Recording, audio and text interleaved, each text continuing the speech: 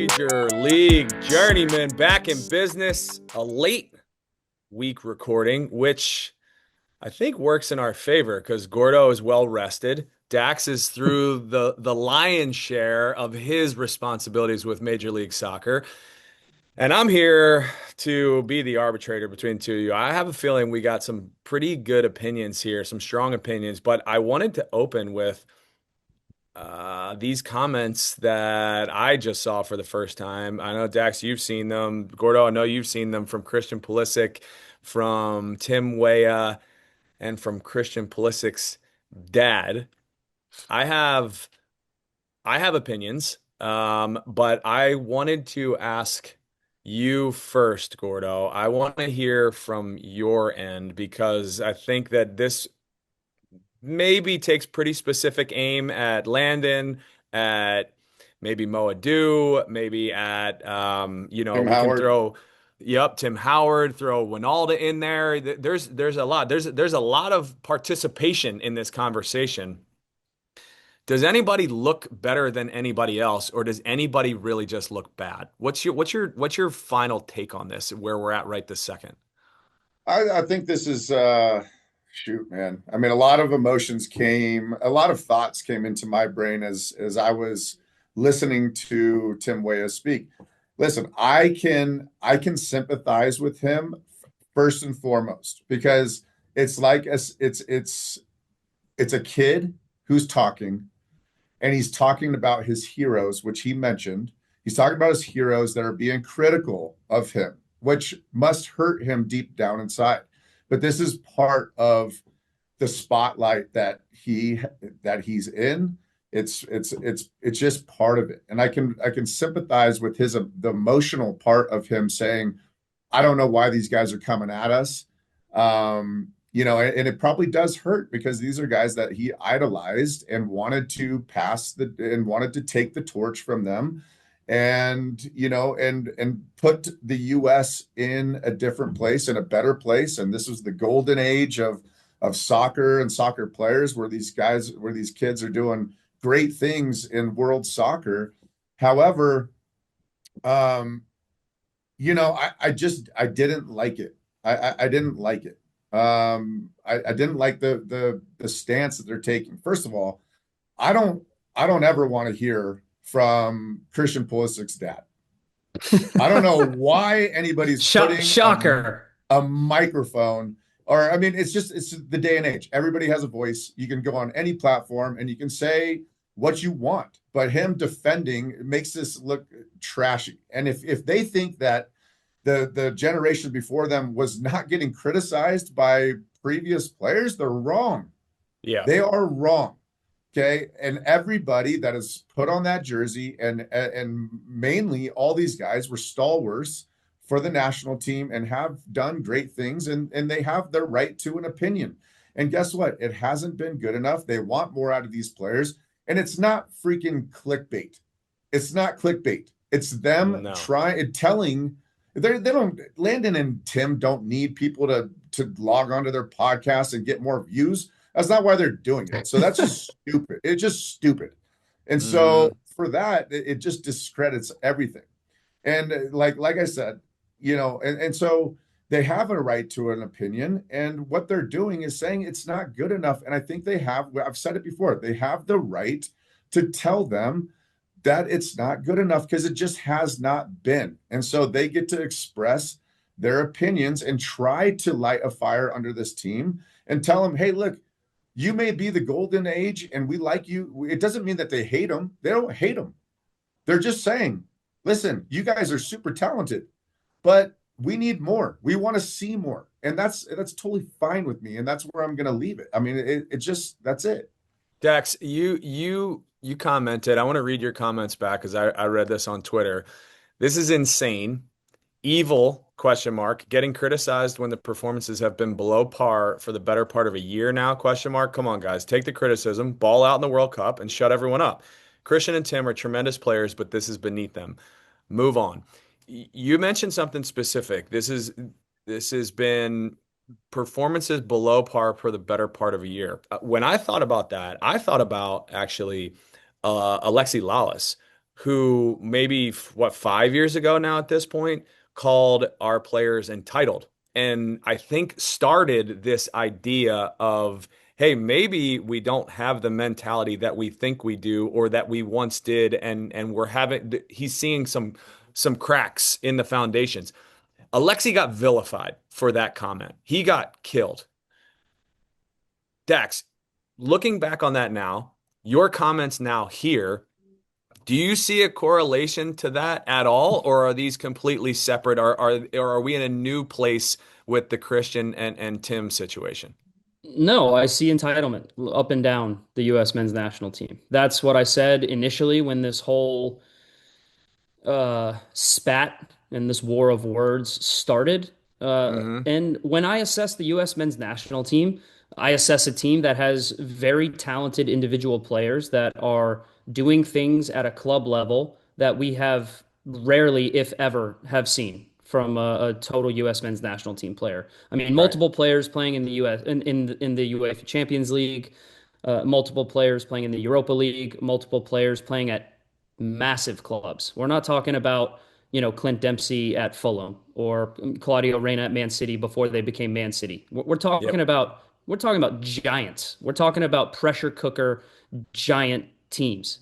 And it just like I feel like is Ashton Kutcher pranking me right now? Like, am I in a simulation? Why are we rehashing this? Christian Pulisic went on CBS uh, Golasso show and he Hmm. addressed the Gold Cup stuff Hmm. and he said, "Listen, I wanted to be a part of the friendlies, and the coaching staff said no, and I respect their decision, and I just need a break and I need a rest." Hey, people made their comments about it, agree or disagree. Can we move on? Like, why are we rehashing this on your documentary, by the way? And again, Gordo's right. Like, I quite frankly, I don't, I think it's a bad look for Christian Pulisic that his Yeah. dad is so involved in all these conversations. If it was me, I would say, Dad, stay out of it. I know you have my back. I don't care about what the public thinks about your opinion because, quite honestly, it makes Christian look weak.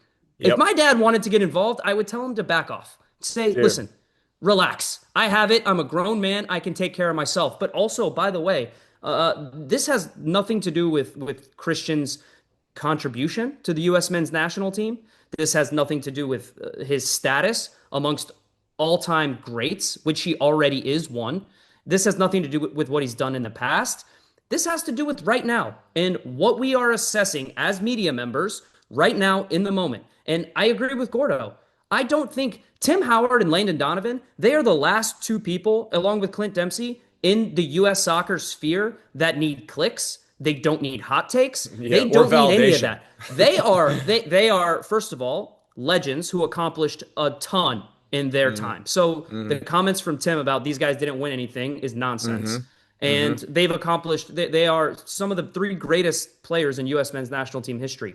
They do not need validation. They do not need hot takes. They do not need clicks from anyone. They, first of all, are set for life and their kids are set for life. This is not a monetary thing for them. This is them having a voice and wanting to share an opinion based on what they see. I don't think it's personal, although I don't know because there are insinuations from Tim and Christian about, oh, we denied going on their podcast and they're friends to our face, but now they're talking about us behind our backs, blah blah blah. Like I don't know what the DM situation is or the personal aspect is, but Tim and Landon, I don't think they said anything out of pocket. I don't think they said anything personal. I don't think they said anything that was that outlandish. They gave an opinion.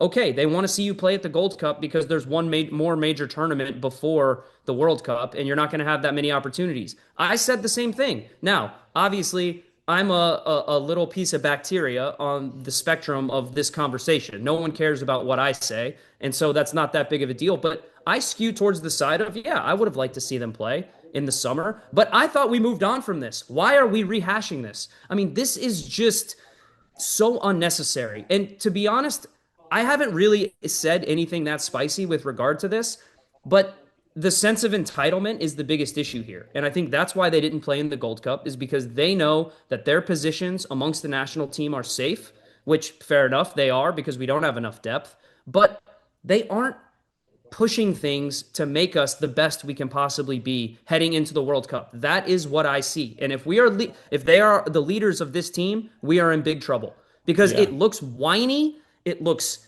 childish. Like, the best thing. You know what I would have loved to see? You know what I would have loved to see? You know what I would have loved to see? I would have loved, in that documentary, if that clip came out, and listen, it's not going to get a ton of clicks and shares. I would have loved to see Christian say, look, I've addressed this already. I've gotten through my offseason and my preseason. I am focused.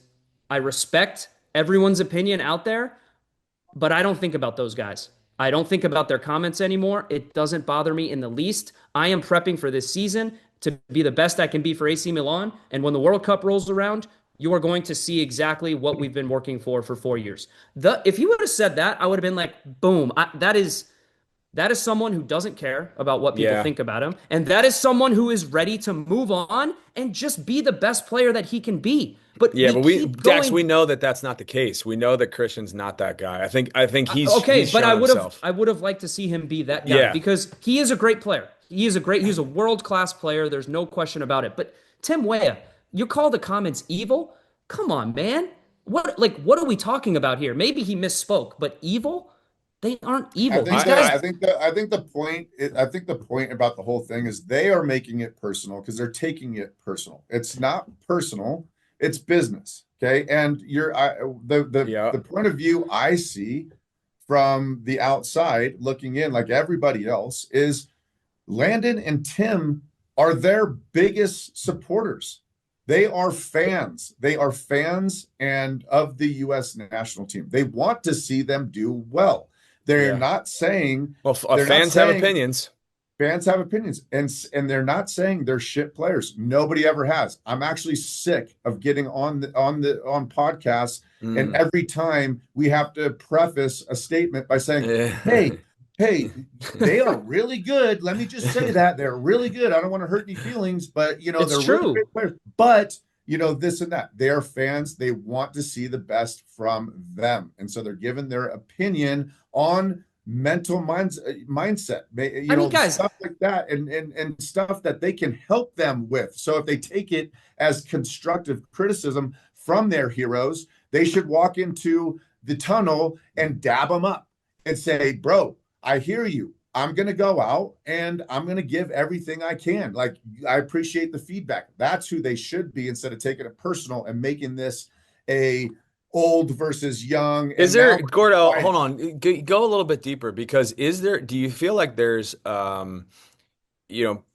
and Weah are two of the most significant players within the national team pool right now. So we're calling them or anointing them the leaders, which they probably are. Do you think that this is a pervasive feeling amongst the entire team? Oh, for sure. For sure. I mean, they're going to band together as a team. We all know that that's what happens. Okay. They are going to band together and say, screw everybody else on the outside. Yep. And Landon and Tim are those people. But let's just be honest. I remember I played with Tim. Okay. Mm-hmm. I remember Tim read all the articles put out about him his entire career. You don't think Tim was like the most sensitive? Okay. Mm-hmm. This is important. Tim was the most sensitive about when people talked about him. Okay. Yeah. This is it's not new. It is not new at all. Okay. Players and when we're playing, we don't like that criticism because we're prideful and we're putting everything that we think that we have out in front of everybody. And it does sting. It does sting. It does. So I'm not saying it shouldn't sting them. I'm just saying that there's probably a better way but Gordo, that's the point. Do your talking on the field.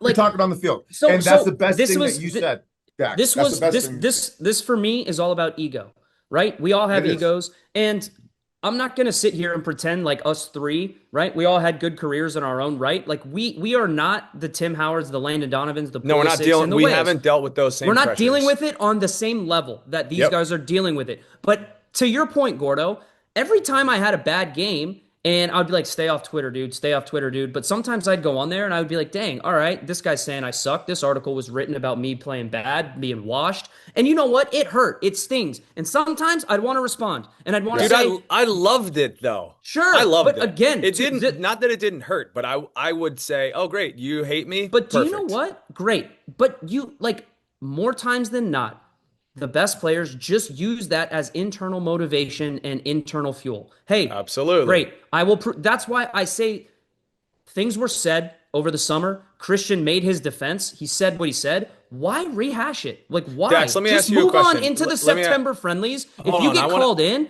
just start the Dax, building let blocks me towards direct the you World Cup. because I want to hear your opinion here because I think that you sit in a unique space. And I've sat in this space in terms of an athlete in media now, right? And which I think for the most part is a relatively new phenomenon, right? So maybe the last, like, I don't know, 15, 20 years, former athletes are now broadcasters because of their opinions and their value.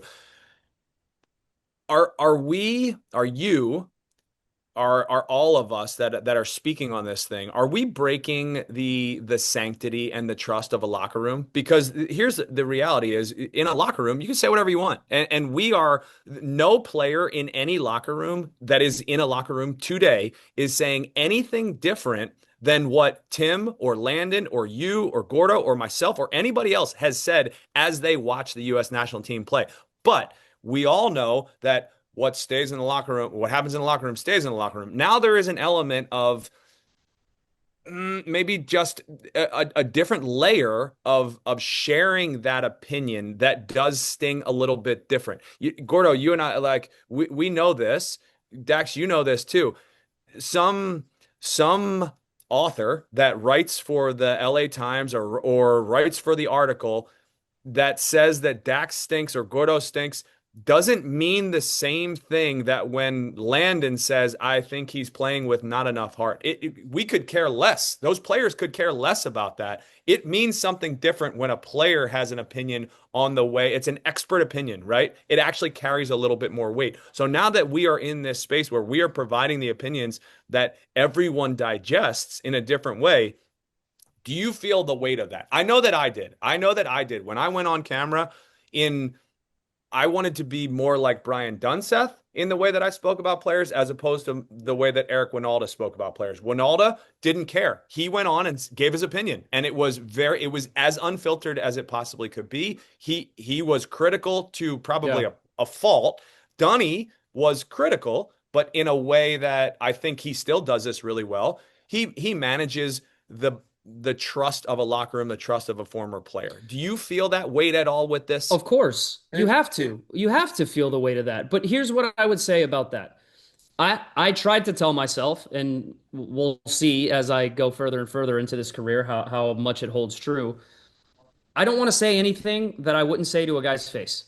Even Mm-hmm. if it would affect my relationship with them, I've told all the guys that are still playing in MLS that I would consider my friends, my former teammates. I've said, listen, I have to analyze what I see. If you have a bad game, I have to say you had a bad game. If you have a great game, I can build you up and say you had a great game. But ultimately, it's not a personal, it's not like me coming at you personally. This is just analyzing what I see. And most players and most people that you're friends with and that you're close with can understand your position. Some won't.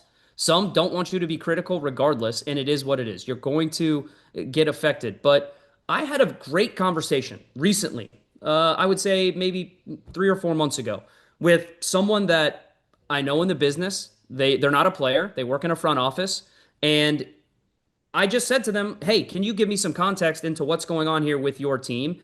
And they said to me, "Sure." And I said, "By the way, I think you deserve a little bit of criticism too. And when I talk about it publicly, I'll probably have to say that you're going to get criticized just a little bit." And you know what he said? He said, "I respect that because you're not doing it behind my back. You are being critical when we deserve to have criticism levied our way. And Mm-hmm. I realize you have a job to do." So there are people like that out there. And I think Yeah. when there's a mutual respect there, I think it can work. But not every player is going to feel the same way. I'm sure I've said something about Atlanta United and it has gotten into their locker room and it's rubbed guys the wrong way.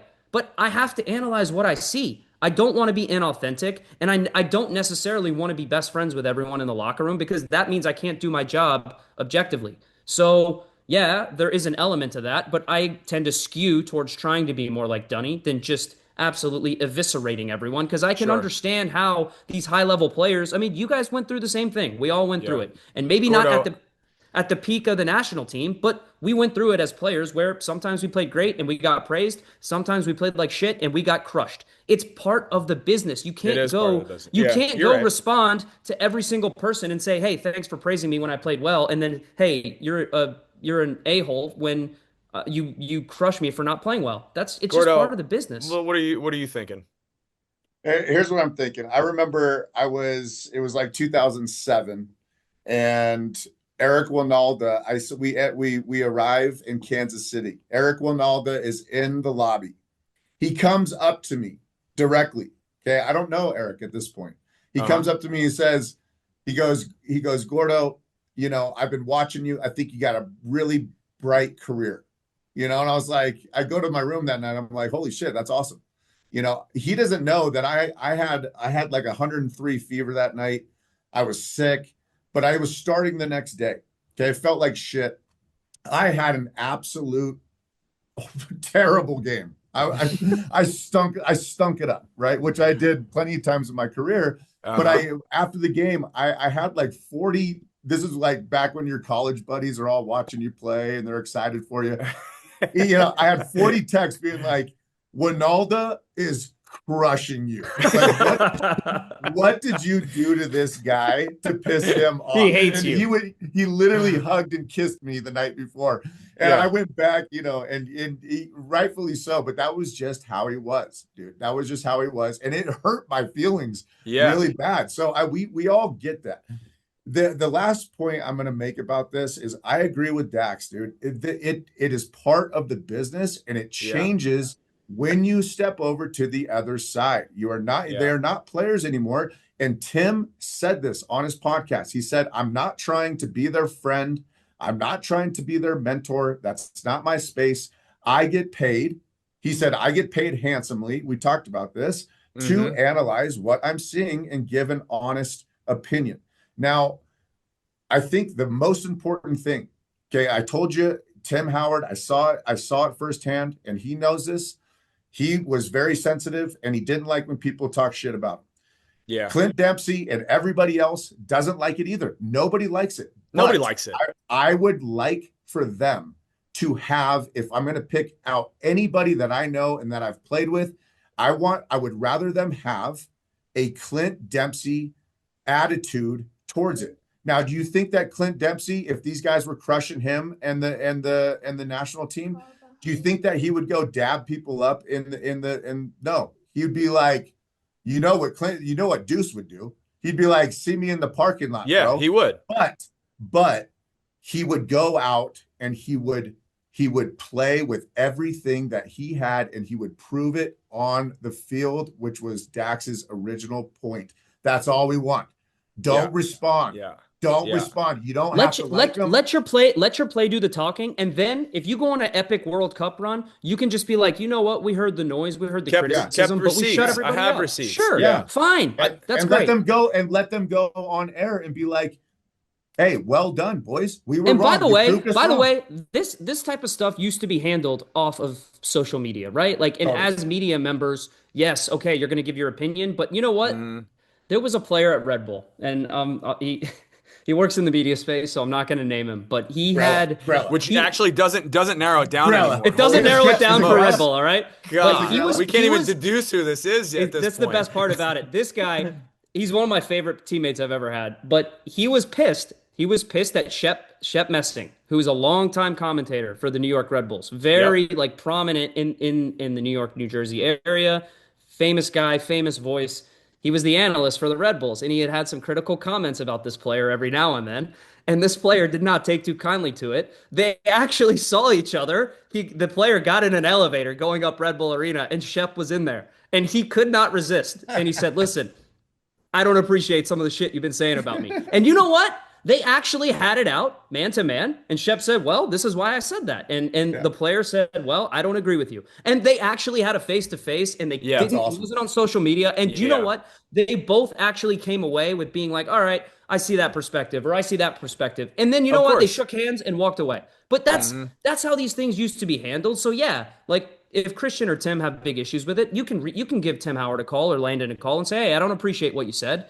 But that doesn't get the attention, right? And so now you feel like you have to go tit for tat with these guys, and it just is a bad look. You're It's the a player. bad look. You're the It's a- player. Go Dude, play. it's- Go win. I started the start of this conversation. The original question was, does anyone come out of this looking good or looking better than anybody else? I think that everybody looks bad, but I think that the worst character in all of it is Pulisic's dad. He looks like an absolute clown. The fact that you are sitting on a documentary about your son to raise his profile, talking about two other national team players that are doing this for clicks is asinine to me. I couldn't help but laugh at this guy. And I don't know him, so I haven't seen the documentary. I don't know if I'll watch it. But I was embarrassed for Christian. I felt really bad for Christian because Christian is not doing what you're saying, Dax, which is, hey, Dad, take a seat, take a play off. Let me handle this one because I'm the superstar. It's not you. No one really gives a shit about your opinion. So keep it to yourself, and you can share it with your buddies down at the bar. That's where you need to keep your opinion. It was that part of it is interesting. It also had kind of Gio Reyna vibes for me, and the Reyna's parents getting involved. And it's like, what is going on now? Parents are fighting fights. This is where I'm at with it. Parents, figure it out. Guess what? Mom and Dad, I know you love me. I know you support me. Please stay in your lane. I can handle this. I'm a big boy. I'm good. I don't know. There's a little bit of me that is somewhat worried about our younger national team guys. And I guess Christian is not younger anymore, but the younger class, this next class of national team guys, feeling confident enough to essentially say, hey, Landon, piss off, or Tim, piss off, having the confidence as the guys, as men, as this is the way that we handle things in heading into arguably the World Cup, like the biggest moment of their lives, like we're talking about. So I think, Dax, you I think you put it pretty succinctly. Why are we talking about this again? But here we are talking about it again. It is kind of wild. Let us move on, because I think there are, actual things that are happening that are significantly valuable. MLS brings in maybe three of the most significant transfers in their history in Rodrigo De Paul, Thomas Müller, and Son. Is there one for you, Gordo, that sticks out as the signing of the three? Yeah, absolutely. Son is not only the biggest one of the group, but he, in my opinion, when I heard this, we will see how it plays out. But I think Son is the third biggest signing in league history. And no disrespect, dude. You're welcome. You're welcome for that take, Gordo. I love you for that. When did you say that? What, on late night? This is my take. Late night. This is my take. This is my take. I'm sad you don't watch Countdown or Wrap Up. Okay, that makes me sorry. sad. MLS at night. If you said that at MLS at After night, dark. I don't watch. Okay. You're right, though. It is the third biggest signing in history. I mean, no disrespect to Basti, who's a dear friend of mine, great teammate. Thierry Henry. Go down the line of these older guys that came in and did Valderrama, all these guys. Okay, listen, this guy's got 15 million followers on Instagram. That's the only thing that I looked up, because I'm like, so I think it's brilliant. Because so you guys have him at number 3? I got him at number 3. Let me tell you why. I have 3 in my head right now that I would put above him. Okay, you can, but this is my take. Yeah, you're right. Keep going. This is my take. Okay. So if I can take, just let me take. So come on, cook, Gordo. You are cooking. Keep cooking, baby. Okay. For the same reasons that I think, signing like Gio Dos Santos or, Chicha, what was that guy's name? Chicharito. Getting the Mexican fans, the fan base. This is Asia. Asia is it's got to be one of the top 4 continents on the earth. I'm pretty sure. But it's we can get rid of Antarctica. Yeah, so we're down I'm to pretty 6. Sure. I didn't want to say number 1 in case I was wrong, but it's got to be top 3 or 4. So you went top 4. Top 4. 4 out of 10. 4 out of 10. Maybe not on Asia's maybe that's not the on the top third. podium. They might Yeah. not get gold, silver, or bronze. 4 out of 10 continents is the top third. Okay, so listen. So I mean, he's the biggest star in Asian history, and he's coming in his prime, and he's coming to the perfect team. By the way, he's coming to the perfect team because his playing style fits right into what they do. Counterattack. He's going to add some more speed and dynamic play. It's going to be like Dempsey and that other guy from Seattle. It's going to be everybody else defending. That other guy, only one of the best strikers ever. What was his name? Obafemi Martins. Oba Deuce. Oba Deuce. I mean, imagine Alan Gordo calling Obafemi Martins that other guy. That other guy. Good guy. for you, Listen, man. The names don't come. Talk to me about that ego. Fast, but I only watched about 100 hours of tape with that other with guy Oba and Deuce Gobb. Bruce loved them more than any two humans, I think, on the planet. They were ridiculous. Do you remember when we were playing them and getting prepped for them? Everybody else would sit back, and those two would just go do their thing against like 4 defenders. They were doing tear them up. They were doing and one mixtape stuff. Yeah, I watched them on the field. Exactly. So in closing, they get the closing. Hey, they get the fan base. I mean, the media buzz. The media buzz. Plus, they get a tremendous player, one of the best players in the Prem still, and he's young and he's hot. Mm-hmm. He's Asian hot and all that stuff. So I think it's one of the best 3 signings behind Beckham and Messi in league history. Okay, since you stole half of Dak's take, I'm not going to ask you the same question, Dax. What I want to hear is from you is did Miami hit on Rodrigo De Paul? Did they get it right to be able to win the league this year? Yeah, of course. 3. I think it's a seminal moment in MLS history because 3 truly, I don't want to say transformational signings, but certainly you can argue it's the most significant transfer window in MLS history. You can make the argument 100%, behind Messi and all the Barca boys coming over for sure. Beckham, I'm not sure exactly who all came over in his transfer window, but this one, as far as 3 teams who all have trophy aspirations, making their teams exponentially better, no question about it. Rodrigo De Paul easily makes Inter Miami better just because of the fact, if it was only because of the fact that he keeps his friend Messi happy and he's going to protect him on the field, well, that's a net win for Inter Miami. Great. It also helps that he's still a great player at a great age. I'd argue Rodrigo De Paul still in his prime at 31. I agree. Son Heung-min at 33. Gordo, my only pushback to your argument, which I agree with you, I said he was a top 3 signing in MLS history for the on the field and the off the field. I do think we have started to see him lose a step. And now him losing a step in the Premier League is much different than what he'll still be able to do in Major League Soccer. And we already saw it in his first game. The pace that he had to go and win that penalty for LAFC against Chicago, he's going to destroy MLS backlines. There's no question about it. But I do think he is starting to inch out of his prime and more into, hey, I'm going to have to start finding ways to conserve my energy. I'm not going to be sprinting as much as I used to. But nonetheless, his signing is extremely impactful. Rodrigo De Paul, incredibly impactful. We've already seen it. Rodrigo De Paul had a 2-week vacation after the Club World Cup. He stepped in and he's played 4 consecutive 90s, give or take, already. And he's played 3 different positions. And you know what you're going to get from him as far as tactical awareness, defensively around Busquets. He's going to give you a third lung. He'll run around all over the place.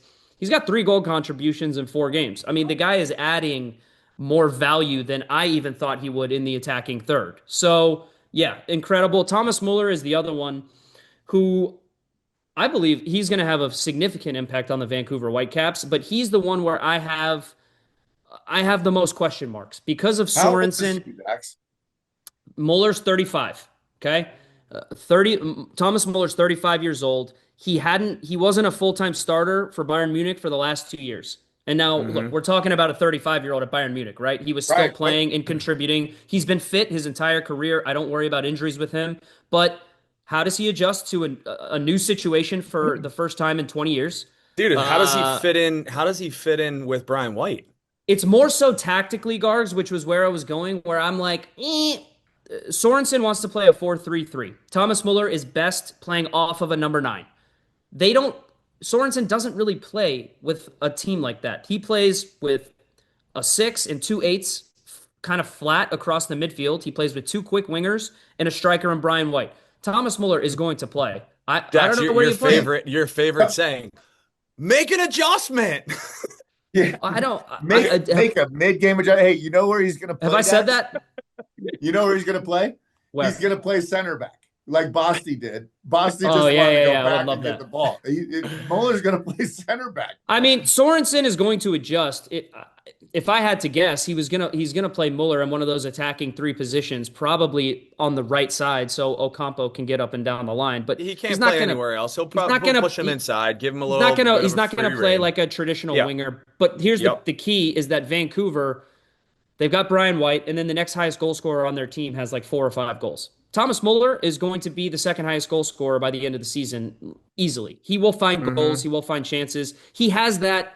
I mean, for lack of a better expression, hopefully no one watches this that's like a huge Bayern Munich fan, but he's got that Chris Wondolowski finding goals, finding space in the box. His about movement him. is outrageous. His It's why movement is he's fed off of outrageous. it. He's got a high soccer IQ. He will make them exponentially better. I just want to see how Sorensen uses him to really make an opinion on how good or not great he'll be in MLS. But 3 great signings. I think all 3 of these teams have MLS Cup aspirations, and that's why you pulled the trigger on these guys.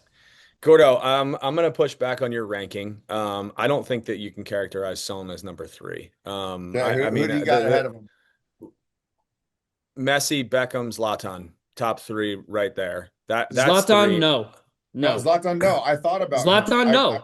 I No one is going to touch Zlatan's debut. That is forever MLS lore. No one will ever have a debut like Zlatan. But as far as moving the needle off the field, Son blows him out of the water. Blows him away. Agreed. Okay. I thought okay. about Zlatan. I'm talking about today. Son hasn't done anything other than sign with the league. I don't think it's fair to put him in the top 3 right now because here's the thing, Dax, and to what you're saying, how many times have you seen Zlatan's debut? A million. Billion. How many more times are we going to see Zlatan's debut? A billion. We are going to continue to see that forever. That is going to be etched in our brain forever. Gargs. So your point about the million followers, the YouTubes, the all of those things with Son that comes and bringing the Asian market, I get it. I do 100%. And I couldn't think that it is a better signing for LAFC. It is the perfect landing spot. He's going to contribute. I don't know if he'll ever do anything like Zlatan, but what do you mean? Okay, this is my point. You ever heard of a little place called Koreatown? No. I'm just talking about the actual Gargs, what Zlatan did. Fine. If we're talking about on-field impact, can we actually revisit this conversation when Son's time in Major League Soccer is done? Because other than Zlatan's debut, he scored a lot of great goals. He had a lot of funny quotes. How many trophies did he win? 0. None. Right. So my point is this. I'm talking about right now. He still lives in my brain in those top 3. Of course, but that's only because of his debut. And that will never be forgotten. Well, then if you want to talk about debuts, Zlatan's will never be topped. Messi comes in right beneath him with that free kick in Leagues Cup in 2023. But Zlatan, as far as the debut goes for a big name player, that will never be topped in Major League Soccer. I don't care who they sign. I think Son and LAFC will win a championship in Son's time. Agreed. Because I think the other thing that we haven't talked about is Schoner, and that's a great addition in terms of the transfer window. But I do think that right now, to what you're saying, like there's a possibility where Son is in the top 10 by the time MLS rolls around. I don't know if Zlatan's debut will ever be topped. Gargs, you can't do that. Because you just can't do that. Because if we're okay, and that's it for me. You can't do in that summation. Because, listen. If we're saying top 3 as far as performances and contributions, then you have to put it like Nick Ladero. Nick Ladero's won 5 trophies. But that's not what we're talking about. But you're talking about that. You brought this in. We're just talking about. You did.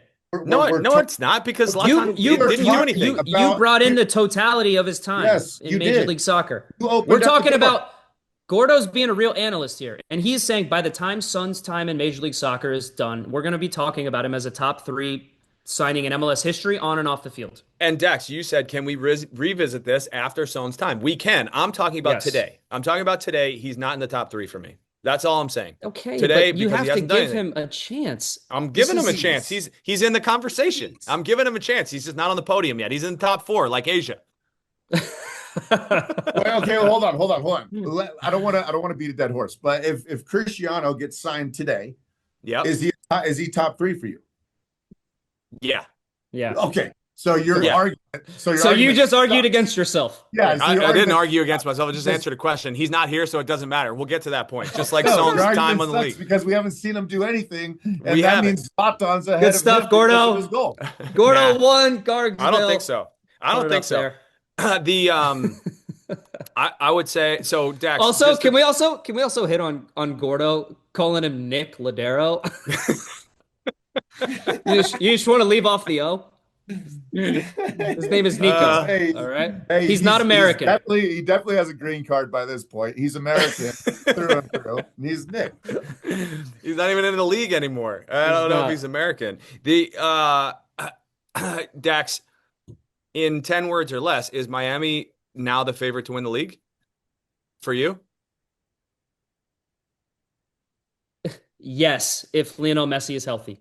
He's dealing with a knock right now. He's dealing with a little hammy. I've said it all year. They don't find ways to get Messi rest, and Messi's talked about it himself. He doesn't want to. He needs rhythm. He doesn't want to come out of games. But I'm telling you, when the season gets long, his body, 38 years old, like they have to find moments to just get him some rest, even though he doesn't want it, or else they're going to be dealing with this throughout the playoffs. But yes, I think Inter Miami with a healthy Lionel Messi is the favorite. That's 10 words or more. Gordo is. I said yes, Is but Miami- I prefaced it. Is Miami the favorite for you? Oh. They're not. Who is? I already said. I said Cincinnati's going to win, but I think LAFC, who was my pick for. I picked them for something. I think they've just jumped up a big level. I still think Cincinnati's going to beat Miami. Listen. I watched them. I've watched them in Leagues Cup. And I know since he's been hurt, I've been watching games without Messi. And that is the big thing because Messi is Messi and he does crazy things. And so for that reason, I want to agree with Dax because how are you gonna bet against the best player in the world that does everything? I don't see them as a championship team. I don't think they get through.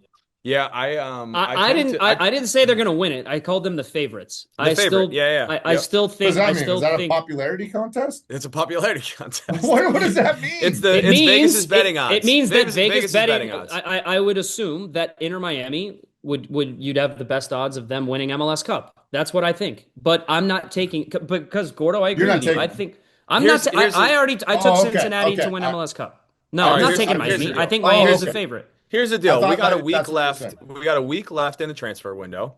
There has been a absolute ton of movement within this transfer window. I think Dax hit it on the head. It's probably the most significant transfer window in the history of the league. It is very impressive what these teams are doing. Even exports, because TFC is getting rid of their Italian stallions. It may have been the most significant move of the window, which we haven't even talked about. Let's give it another week to breathe. And then we can revisit and decide if Cincinnati is your favorite or if LAFC is. I think right now LAFC is my favorite to win the league, but there's still a week left. So let's revisit in a week. This has been a good conversation, gentlemen. You both were very well prepared. I appreciate you. Dax, you need to slick your hair back like Gordo next week, and maybe our ratings will increase. Journeymen, good to see you. Catch you in the next one.